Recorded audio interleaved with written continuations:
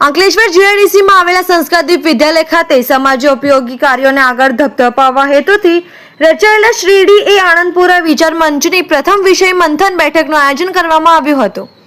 ગુજરાતના ઔદ્યોગિક અને સામાજિક વિકાસના પ્રણેતા દાહિયાભાઈ આનંદપુરાના ઉચ્ચ વિચારો તથા સમાજોપયોગી કાર્યોને આગળ ધપાવવાના હેતુથી રચાયેલા શ્રીડી એ આનંદપુરા વિચાર મંચની પ્રથમ વિષય મંથક બેઠકનું આયોજન કરવામાં આવ્યું હતું.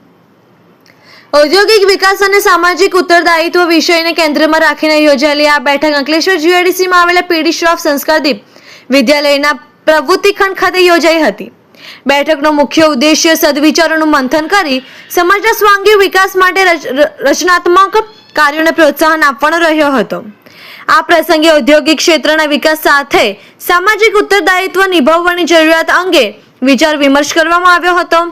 શ્રીડી એ આનંદપુરા વિચાર મંચ દ્વારા ભવિષ્યમાં પણ સમાજ હિત, સદવિચાર, શિક્ષણ, ઔદ્યોગિક વિકાસ અને માનવ કલ્યાણને લાગતા વિવિધ વિષયો પર વિચાર મંથન તથા સમાજ ઉપયોગી પ્રવૃત્તિઓ હાથ ધરવાનો સંકલ્પ વ્યક્ત કરવામાં આવ્યો હતો.